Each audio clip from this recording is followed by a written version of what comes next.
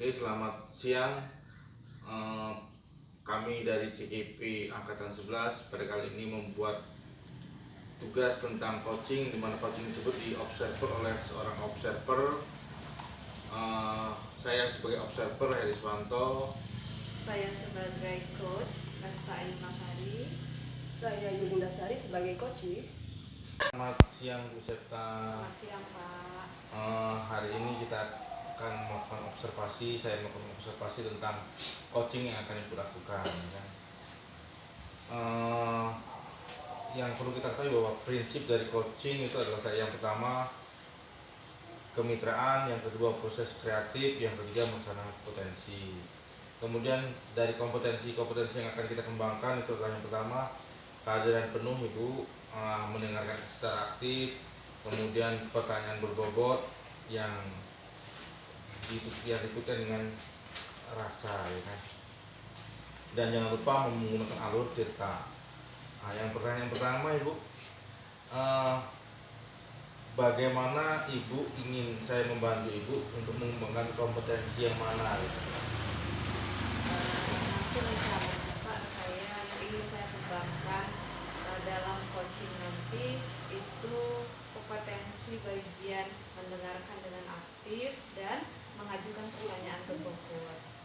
Jadi dua pertanyaan dari dua kompetensi itu. Kemudian dari dua kompetensi itu, ya kan? Bagaimana yang nanti Ibu inginkan, yang ingin saya amati? Bagaimana?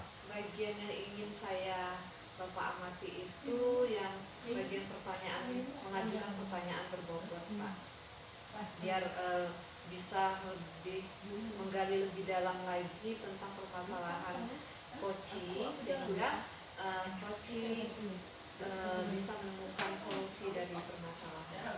Oke. Kemudian bagaimana penilaian Ibu sendiri terhadap apa yang akan kita kembangkan? Yang tentang mengajukan pertanyaan yang berbobot tadi Pak ya, saya pikir penting untuk mendalami apa yang jadi permasalahan coaching kita. Jadi dengan kita mengajukan pertanyaan yang berbobot, coaching kita bisa menceritakan apa yang dialaminya, sehingga sama-sama atau bahkan coaching sendiri menemukan solusi dari permasalahan. Oke Bu, kita akan lanjutkan ke coachingnya Bu ya. Selamat pagi Bu Yulinda. Pagi Bu. Gimana kabarnya? Sedikit galau. Oke. Jadi apa yang membawa Ibu Yulinda hari ini ke sini menemui saya? Gini Bu, saya sedang galau sekali karena beberapa hari yang lalu itu saya mengajar di kelas, dan pertemuan sebelumnya saya sudah memberikan tugas kepada siswa saya, tugas PR. Ternyata dalam satu kelas itu hanya 5 orang yang mengerjakan, Bu. Dan itu membuat saya merasa serba salah dan pusing. Apakah karena saya yang salah atau karena emang muridnya yang tidak ingin mengerjakan tugas? Jadi dari seluruh siswa Ibu Yulinda di dalam kelas hanya 5 orang yang mengerjakan PR. Iya betul. Ya? Nah, kira-kira menurut Ibu Yulinda apa alasan mereka tidak mengerjakan PR? Ya, jadi anak-anak yang tidak mengumpulkan tugas itu saya panggil, saya tanya satu persatu, alasannya sama semua, itu lupa Bu. Lupa. Iya. Hanya itu saja. Iya. Semuanya sama, lupa semua. Bisa Michael Sarawak itu kembali. Bisa kan stop? Menurut Ibu Yulinda, apa alasan mereka tidak mengerjakan PR? Jadi setelah saya tanyakan sama anak-anak yang tidak mengumpulkan tugas itu, alasan mereka semuanya sama, yaitu mereka lupa. Adakah yang menyampaikan alasan spesifik salah satu satu dari mereka begitu? Enggak, Enggak, semuanya sama, ya. upah semua. Oke. Eh, bisa di pause kan?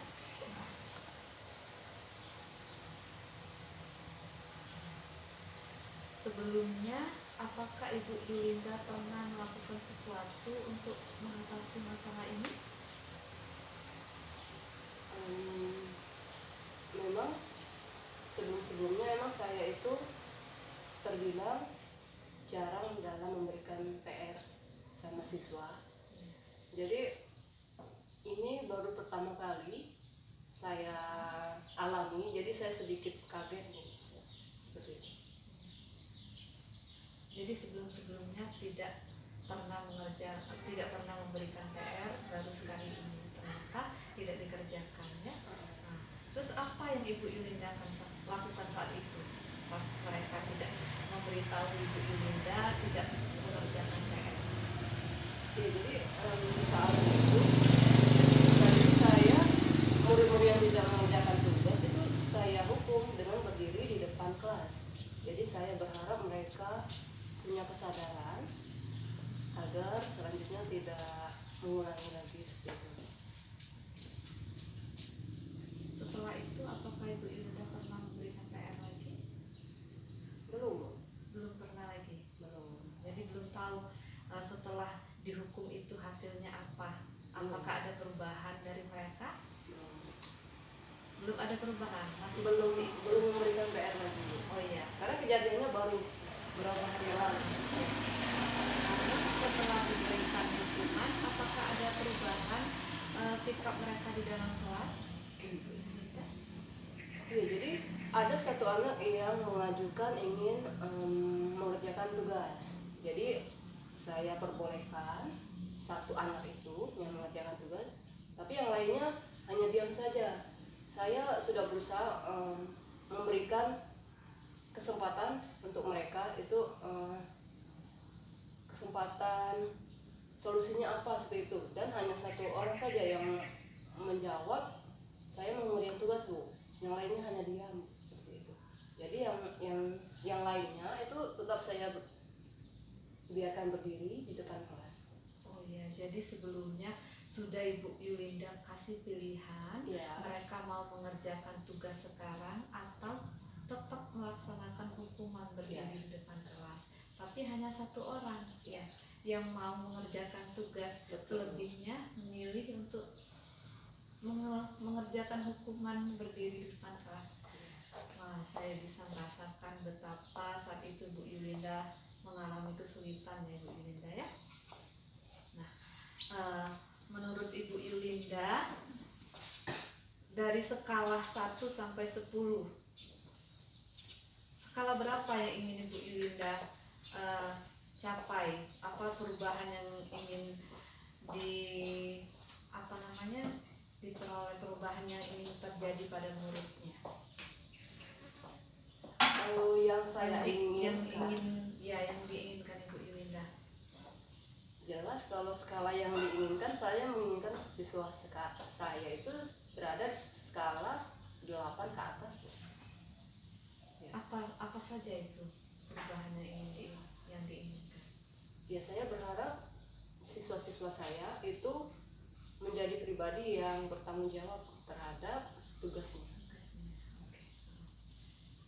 Oke. Menurut Ibu Yulinda, kira-kira apa nih yang akan dilakukan ke depan biar supaya murid-muridnya mempunyai rasa tanggung jawab terhadap tugasnya? Oke, jadi setelah pengalaman itu ya Bu, saya berpikir mungkin di sela-sela pembelajaran saya bisa menyelipkan motivasi siswa agar lebih bertanggung jawab, terus bisa juga dengan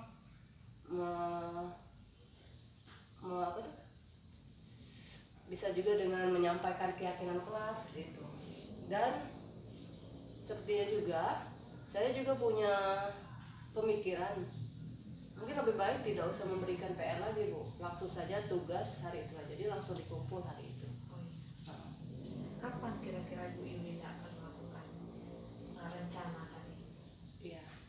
rencananya saya ingin melakukan saat pertemuan selanjutnya, Bu. Oke, berarti secepatnya ya. Secepatnya. Ya. Saya berharap nanti rencana.